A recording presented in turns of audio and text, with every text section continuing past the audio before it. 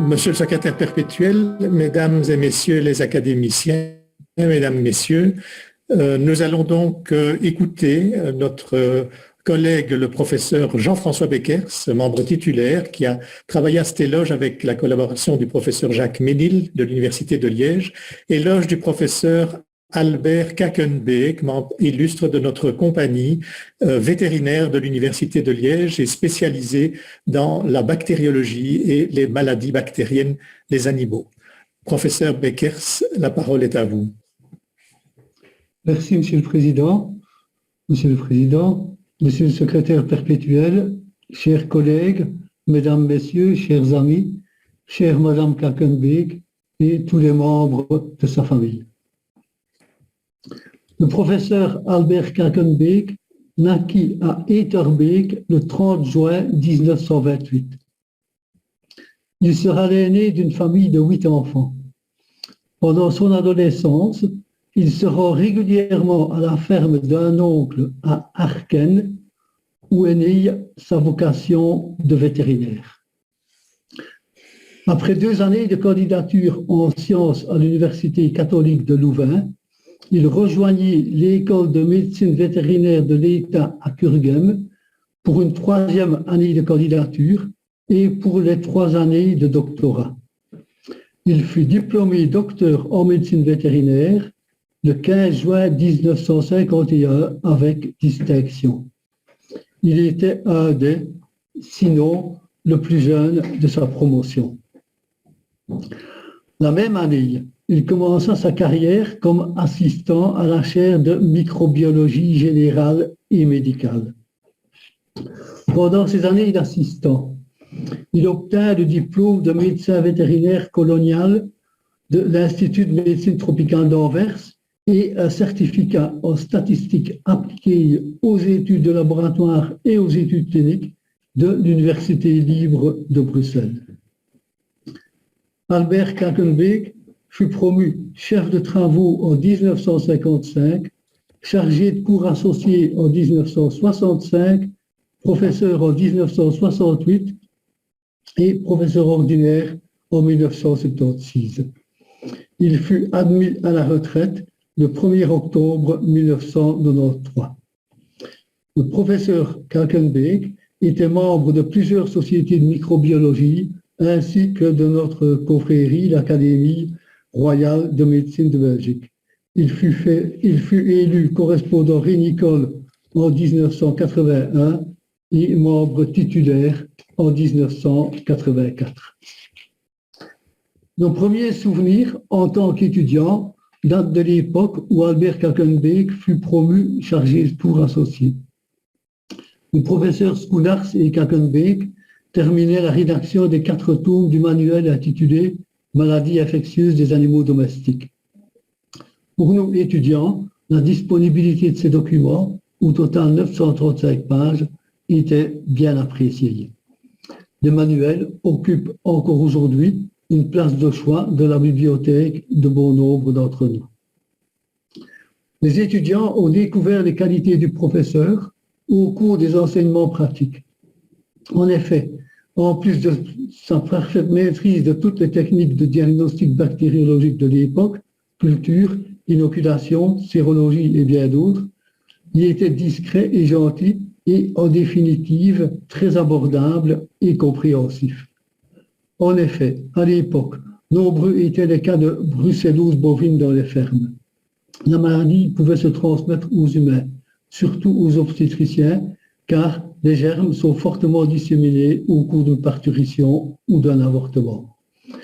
À plusieurs reprises, au retour d'un stage ou d'un remplacement, les étudiants pouvaient se sentir fébriles, inquiets d'avoir été exposés à ce micro-organisme et d'avoir peut-être contracté la maladie. Aucun problème à confier l'inquiétude au professeur. Il connaissait parfaitement les conditions de la pratique rurale. Il profitait d'ailleurs de chaque période de congé pour effectuer un remplacement à Bacon-Fattenville. Et c'est ainsi que s'ensuivait une consultation amicale auprès d'un prof médecin vétérinaire et dans ce contexte, plutôt médecin que vétérinaire. Très proche et très compréhensif, notamment pour disculper l'étudiant un peu trop précis de ses notions pratiques. Pour l'avoir étudié pendant plusieurs années, grâce à des subventions de l'IRSIA, il connaissait la brucellose sur le bout des doigts.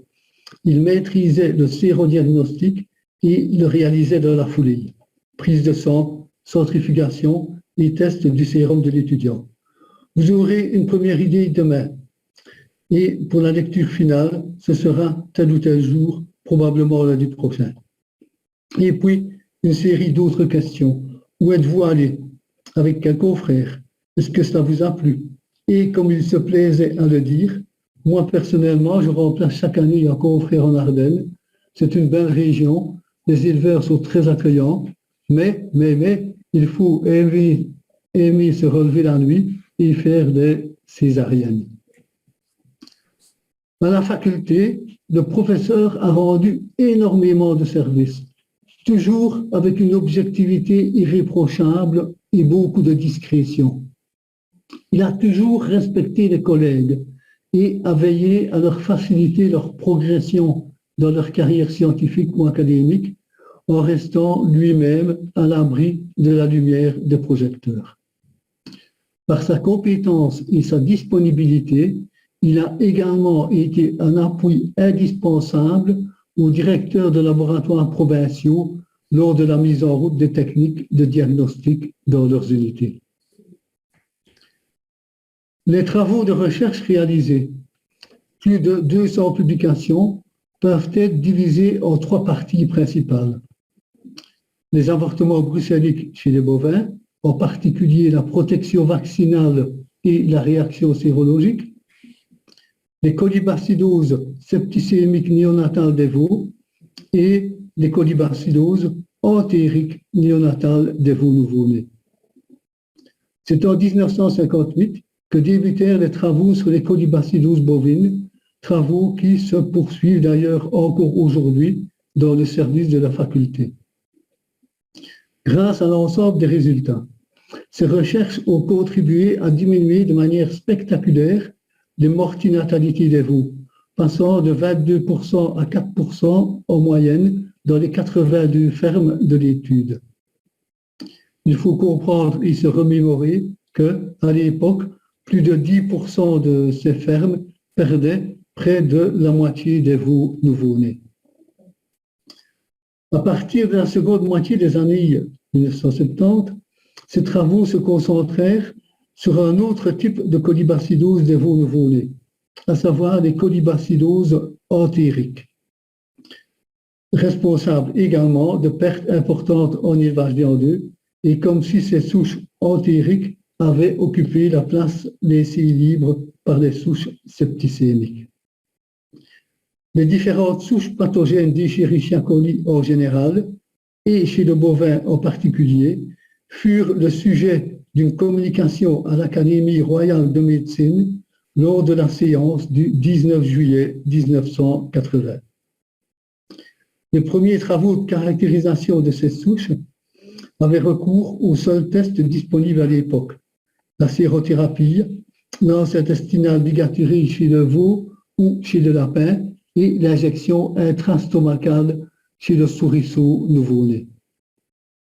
Par la suite, il demanda à Jacques Ménil, ici sur la diapositive, son nouvel assistant engagé en 1981, de se former en biologie et génétique moléculaire.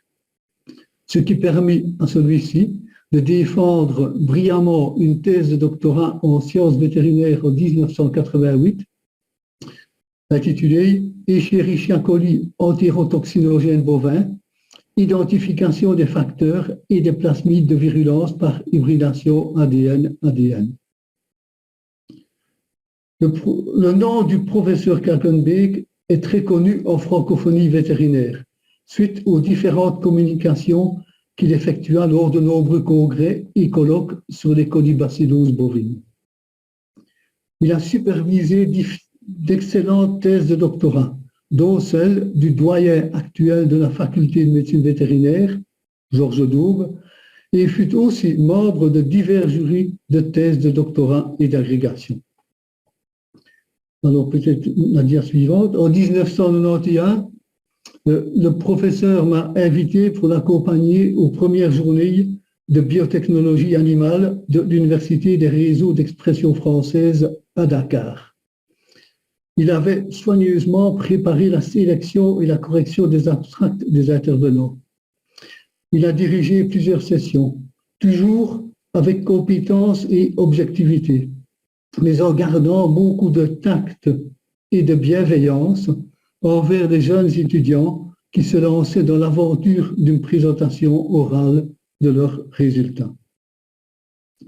En l'an 2000, il fut l'invité d'honneur du premier colloque international francophone en maladies infectieuses animales à Saint-Hyacinthe au Québec. Dans son allocution, il retraça son parcours entrepris 50 ans auparavant et permit à l'assistance de prendre conscience du long chemin parcouru par la bactériologie et les différentes disciplines de la médecine vétérinaire. Le professeur Quinkenbeek était aussi membre de la Société belge de microbiologie, de la Société belge de médecine tropicale et de la Société des microbiologistes de langue française. Il fut fait grand officier de l'ordre de Léopold, commandeur de l'ordre de la Couronne et reçut la médaille civique de première classe. Comme nous venons de le retracer dans cette brève biographie, dia suivante, la vie a apporté au professeur Quinkenbeek son lot de réussite, de bonheur, de reconnaissance et d'estime dans le monde vétérinaire et scientifique. Compétences, disponibilité, dévouement et gentillesse ont caractérisé le professeur durant toute sa vie. Mais malheureusement, à lui qui a consacré toute sa carrière à l'étude des maladies infectieuses pour améliorer la santé des humains et des animaux, la vie a aussi apporté son lot de souffrances, avec la guerre et les malheurs qui l'ont accompagné. Il a aussi connu des deuils parmi ses proches, avec le décès de son jeune frère, mort en 1939, et plus tard, le décès de ses deux fils, Jacques en 1993, année où le papa était admis à la retraite, et Pierre, décédé tout récemment. Heureusement, comme il le méritait, il a été choyé par son épouse, par ses filles et par ses proches. Nous présentons à Madame Quinkenbeek, à ses filles, ses beaux-fils, sa belle-fille, ses petits-enfants et toute leur famille, nous présentons nos sincères condoléances et les assurons de notre compassion et de notre amitié.